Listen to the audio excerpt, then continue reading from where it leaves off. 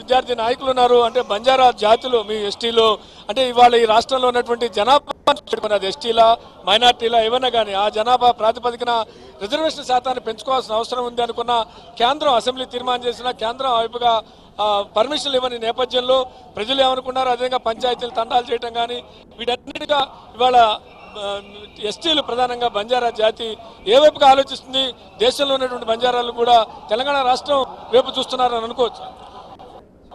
తెలంగాణలో కేసీఆర్ గారి నాయకత్వంలో బంజారా లంబాడా జాతి మొత్తం కేసీఆర్ వెంట ఉండి తెలంగాణ రాష్ట్రాన్ని సాధించుకోవడం జరిగింది. సాధించుకున్న తెలంగాణలో తండాలను గ్రామ పంచాయతీలుగా గతంలో అనేక పార్టీలు కూడా తెలంగాణ ప్రాంతంలో ఉన్న తండాలను గ్రామ పంచాయతీలు చేస్తామని మోసం చేయడం జరిగింది. కానీ కేసీఆర్ గారు రావడంతో తండాలను గ్రామ పంచాయతీ చేయడం జరిగింది. వారి రాష్ట్ర పరిధిలో ఉంది కాబట్టి చేయడం జరిగింది. అదే రిజర్వేషన్ కేంద్ర పరిధిలో ఉంది కాబట్టి వారు కేంద్ర ప్రభుత్వం ఇవాళ మనకు అనుకూలమైన ప్రభుత్వం కాదు కాబట్టి మనకు చేయలేదు. కాబట్టి మనకు అనుకూలమైన ప్రభుత్వం సాధించుకోవాలంటే తప్పకుండా 16 మంది ఎంపీలను గెలిపించుకొని తప్పకుండా మరి గిరిజనులు ఆశిస్తున్నటువంటి 10% రిజర్వేషన్లను మరి కొన్ని జాతులను కలిపి 12% రిజర్వేషన్లను ఈ యొక్క 16 మంది ఎంపీల ద్వారానే తప్పకుండా కేంద్ర ప్రభుత్వంపై ఒత్తిడి తీసుకొని వచ్చి సాధిస్తారనే నమ్మకం ఉంది. ఆ దిశగా దిశానిర్దేశం చేస్తారని మా అధినేత చేస్తారని మేము మహబూబాబాద్ వరంగల్ నుండి ఇక్కడికి రావడం జరిగింది. చూస్తుంటే వేలాది మంది లక్షలాది మంది తండోపర్ తరలి వస్తున్నారు. ఇప్పుడే గ్రౌండ్ మొత్తం నిండిపోవడం జరిగింది. రైట్, విద్యాసాగర్ గారు ఎమ్మెల్యే విద్యాసాగర్ తో మాట్లాడించే ప్రయత్నం చేద్దాం. విద్యాసాగర్ గారు, ఎట్లా ఉంది కరీంనగర్ అనేటువంటిది ఒకనాడు సింహగర్జన ద్వారా 2001లో శివర సంకారం ఉంచారు. తెలంగాణ రాష్ట్రాన్ని సాధించడానికి తొలి అడుగు కరీంనగర్లో పడింది. మళ్ళీ ఇవాళ జాతీయ రాజకీయాల్లో ఒక చక్రం తిప్పే వేపుగా టీఆర్ఎస్ చేస్తున్న అడుగు ఏ రకమైనటువంటి పరిణామాలకు దారితీస్తుందని ఒక శాసనసభ్యులుగా సీనియర్ నాయకులుగా మీ అంచనా ఏంటి? 100% ఏదైతే కేసీఆర్ అనుకున్న మనం ఘట్టం ఏదైతుందో 16 మంది పార్లమెంట్ సభ్యులను గెలిచి 17 మంది గెలిచి తెలంగాణలో 100కి 100 వాళ్ళు కేంద్రంలో మనం చక్రం తిప్పే అవకాశం మనకే ఉంది. ఇలా కేసీఆర్ నాయకత్వంలో ఎన్నడూ కూడా తన ఆలోచనతోని తను వేసిన అడుగు కూడా ఏది కూడా ఫెయిల్ కాలేదు. తెలంగాణ తెస్తాను, తెలంగాణ తెచ్చాను. ఇలా అసెంబ్లీ ఇలా 100 సీట్లు గెలుస్తామన్నాం, 90 సీట్లు గెలిచినాం. అదేవిధంగా ఇది కూడా 17 సీట్లు గెలిచి తప్పక కేంద్రంలో చక్రం తిప్పి కేంద్రాన్ని తల వంచి ఇలా కూడా వాళ్ళను మనకు ఇక్కడ మన రాష్ట్రానికి రావాల్సిన వనరులన్నీ తెచ్చుకుంటాం కోసం పూర్తి స్థాయిలో మేము చేస్తామని చెప్పి పూర్తి విశ్వాసం. ఎందుకంటే ప్రజలందరికీ తెలిసిపోయింది కేసీఆర్ ఏదైనా ప్రజల కోసం బతుకుతున్నాడు, ప్రజల కోసమే ఎన్నో పథకాలు పెట్టిండు కనుక ఇలా కేంద్రానికి పోతే కూడా మనకు మంచి లాభం జరుగుతుంది మన రాష్ట్రానికి, తెలంగాణ రాష్ట్రానికి అని చెప్పి కేసీఆర్ కళలు కంటున్నారు కనుక ఆ కళను సక్సెస్ చేయడానికి కోసం ప్రతి ఒక్క పౌరుడు ప్రతి ఒక్క మహిళ కూడా సిద్ధంగా ఉన్నారు. ఏదైతే మన యుద్ధాని కోసం పోయిన సైకిల్ ఏ విధంగా ఉన్నారో మన తెలంగాణలో కూడా అదేవిధంగా కరీంనగర్లో ఏ ప్రోగ్రాం పెట్టినా సక్సెస్ అయింది. ఈ ప్రోగ్రాంతో తప్పక 17 సీట్లు గెలుస్తామని పూర్తి విశ్వాసం. రైట్, మనతో పాటు ఇంకా ఎమ్మెల్సీ ఎక్స్ఎమ్మెల్సీ ఉన్నారు, ఇన్ఛార్జి బసవరాజ్ సారే గారు కూడా ఉన్నారు. సుధాకర్ గారు, ఏ రకమైనటువంటి కదలిక ఉంది? మీరు ఇప్పుడే సభాస్థలికి చేరుకున్నారు, ప్రజల్లో స్పందన ఎలా కనపడుతుంది? ఈరోజు కన్నీ విని ఎరిగినటువంటి సభ మన కరీంనగర్లో శంకరావంతో పూరిస్తున్నాం. దీంతో మొత్తం రాష్ట్రం తెలంగాణ రాష్ట్రంలో ఉన్న 17 పార్లమెంటు నియోజకవర్గానికి ఇది ఒక దిశ పోయేటువంటి సభ.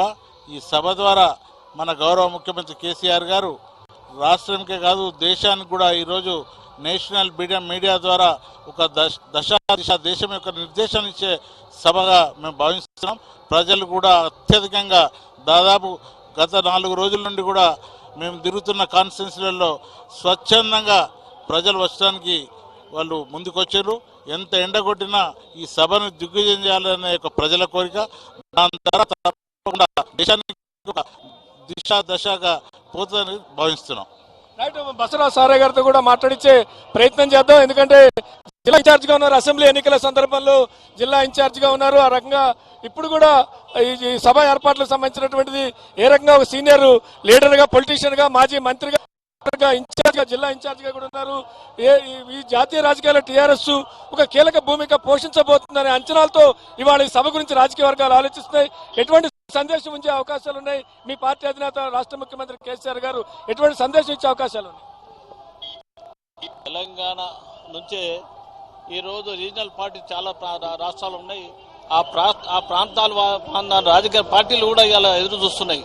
కేసీఆర్ గారి సభలో ఏం మాట్లాడతాడు, ఈ దేశానికి ఎలాంటి సందేశం ఇస్తాడు, దేశంలో ఉన్న రీజనల్ పార్టీస్ అందరూ కూడా ఏకం కావాలంటే ఇది ఒక దిక్సూచిగా కనబడే వ్యవస్థగా ఈ సభగా గుర్తుంటుంది. దాని గురించి దేశంలో ఉన్న అన్ని రాజకీయ పార్టీలు కూడా వెయిట్ చేస్తున్నాయి. ఇలా కేసీఆర్ అనే వ్యక్తి ఒక శక్తి, ఆ శక్తి ద్వారానే రీజనల్ పార్టీస్ అందరూ వాళ్ళ హక్కు సాధించడానికి శక్తి ద్వారా ఉండడానికి వాళ్ళ నేతృత్వం వహించాలనే ఆలోచనతోటే ముందు అడుగుతుంది.